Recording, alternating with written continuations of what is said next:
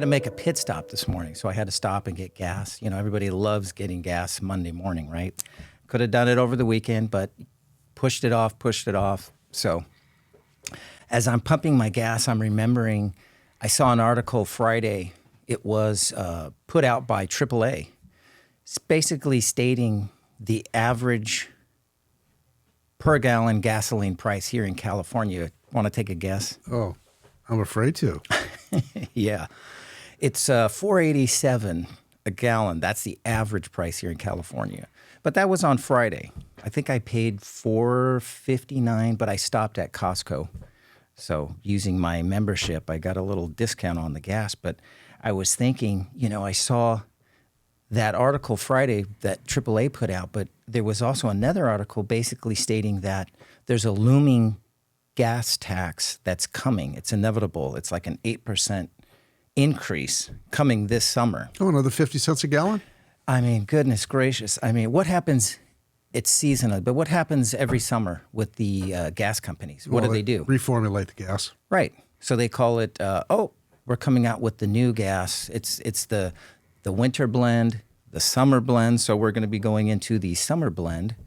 And with this 8% increase, I believe right now we're paying 54 cents a gallon currently. And we rank second in the nation. We're trailing Pennsylvania. Who would have thought we would be trailing Pennsylvania all the way out here in California, because you know all the taxes that they put on us for the roads, the infrastructure, the bridges. That it goes on a ballot. People, vote for it, and we see it at the pump. Well, pre-COVID, what were we paying for gas? Oh gosh, probably close to what we are now. Maybe a little bit less. It was somewhere in between that $3 and $4, and then we couldn't drive. Right? They wanted us locked down. So I'm sure gas prices dropped and prices per barrel dropped with the whole COVID with the lockdown. Right. But now we have this high inflation, and it's going to affect all of us at the pump, right? Obviously, Well, it affects at us the grocery across store, nation. the pump. Oh yeah, the grocery store. Goodness gracious, Don't get me started. Yeah. that's a whole nother topic. We don't want to go down that rabbit hole, but yeah, you would go and you'd spend a couple $100. You get a nice basket full. You're not getting the same amount of goods for the prices we're paying at the grocery store for sure. But to kind of piggyback off of the gasoline thing here, I saw an article this morning, Porsche, that's one of my favorite brands. Yeah. Porsche, their 2030 strategic plan is they've been working on e-fuels. They're processing synthetic fuel currently in a plant in Chile. And I believe the company that they've partnered with is like HIF Global. It's like HIF Global. Is it like a biomass? Yeah, it's exactly that. Mm-hmm. And what they're doing is they're processing this e-fuel synthetic technology with renewables, right? So they had a statement, and they're stating that, worldwide, globally, there's about 1.3 billion ICE, the internal combustion engine vehicles out there. So with the cars that they make, we know that they're a great product. They have longevity. I mean, goodness gracious, there's cars from the 60s that are still on the road, right? Right. So their whole plan is to be able to come up with this e-fuel that is going to produce basically a carbon neutral footprint for the internal combustion engine. So they're pushing for that. That's part of what they're planning for. Obviously, they have EV vehicles. They're still selling the ICE engines as well, and they'll probably be getting into hybrid engines.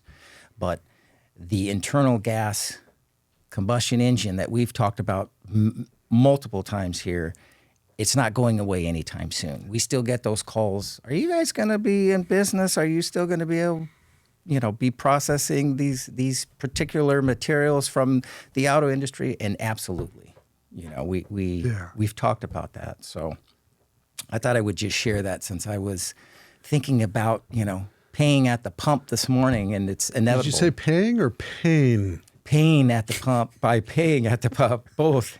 Pain at the pump. Yeah, it's a pain in the pump for sure. Yeah. But those were a couple of topics that I thought I would bring up today. And Yeah, it's interesting. I see that you have a printout here. What's this? Well, this is a press release that I have here. I think it's kind of important that we get this information out. It's a press release by the International Precious Metals Institute, IPMI. Yeah, we're members of the IPMI, Yeah. absolutely. Yeah, and it is dated March 8th, put out in New York. Catalytic converter recycling leaders unite to combat the growing theft problem. The International Precious Metals Institute has announced the formation of the Preventing Auto Catalyst Theft PACT Committee, which aims to propose practical solutions for preventing catalytic converter theft and to promote public understanding about the importance of precious metals in the catalytic converter recycling industry. The committee comprises industry leaders representing the processing, smelting, and refining of precious metals recovered from end-of-life catalytic converters, with committee members contributing their time, expertise, and financial resources to address this significant public concern. They hope to offer realistic solutions to combat catalytic converter theft while protecting legitimate recyclers contributing to the global supply chain of recycled critical minerals. According to preliminary estimates from the National Insurance Crime Bureau, more than 130,000 catalytic converters were stolen in the U.S. last year, roughly double the number from 2021. The rise in precious metals prices has led to a 10-fold increase in catalytic converters thefts over the previous 4 years. Catalytic converters contain 3 essential and valuable precious metals: platinum, palladium, and rhodium. These metals have been classified as critical minerals by the Secretary of the Interior and require federal involvement to ensure a reliable domestic supply chain within the United States.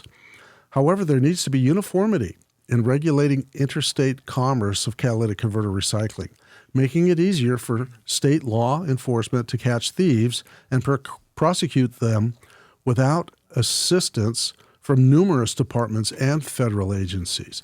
The catalytic converter recycling industry is increasingly threatened by catalytic converter theft. Industry experts collaborate to help law enforcement prosecute thieves and establish clear standards for legitimate recycling entities.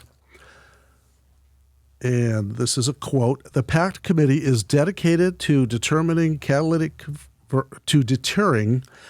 converter theft by providing law enforcement with the necessary tools to catch and prosecute thieves," said an IPMI spokesman.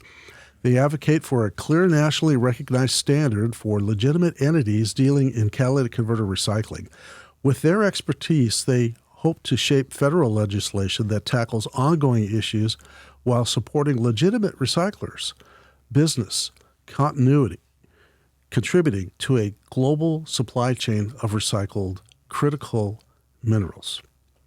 And it goes on to say about the IPMI: the International Precious Metals Institute, IPMI, is a global association of professionals in the precious metals industry. Founded in 1976, IPMI has over 600 members worldwide, representing every aspect of the precious metal supply chain, from mining and refining to fabrication, recycling, and investment.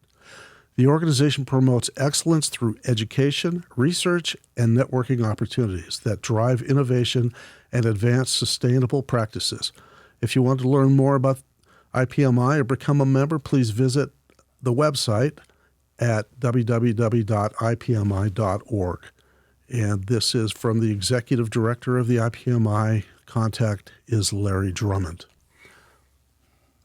That's a great press release.